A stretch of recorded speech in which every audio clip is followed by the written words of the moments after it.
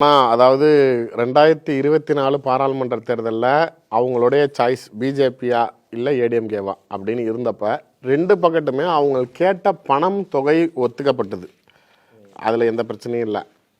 MLA சீட்டுக்கு MP சீட்டு கூட நாளைக்கு அவங்க வந்து ரெண்டு பக்கத்து 1-2 வேரியேஷன்ஸ் இருந்துச்சே தவிர, ஆனால் எனக்கு தெரிஞ்ச வரைக்கும் ஏடிஎம்கே தான் கம்மி எம்பி சீட்டு தரேன்னது, பிஜேபி கூட தரேன்னாங்க.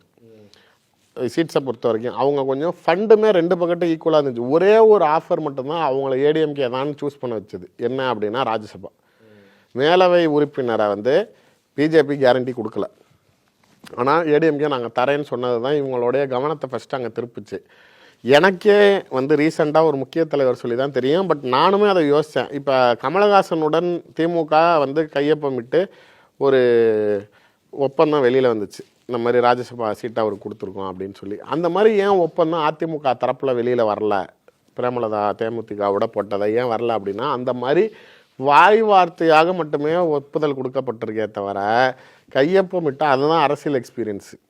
விஜயகாந்துக்கே வந்து அரசியல் புதுசு இந்த மாதிரி சொல்கிற மாதிரி, அது போன மாதம் இது இந்த மாதம் அப்படிங்கிற மாதிரி அவங்க நாளைக்கு அந்த இடத்துல அதை நீங்கள் அப்போயே கையெழுத்து போட்டு எனக்கு வந்து நீங்கள் அதை எக்ஸ்போஸ் பண்ணுங்கள் மீடியாவில், நாங்கள் அவங்களுக்கு ஒப்பந்தம் பண்ணியிருக்கோங்கிறத இவங்க ப்ரெஷர் பண்ணாமல் விட்டுட்டாங்க.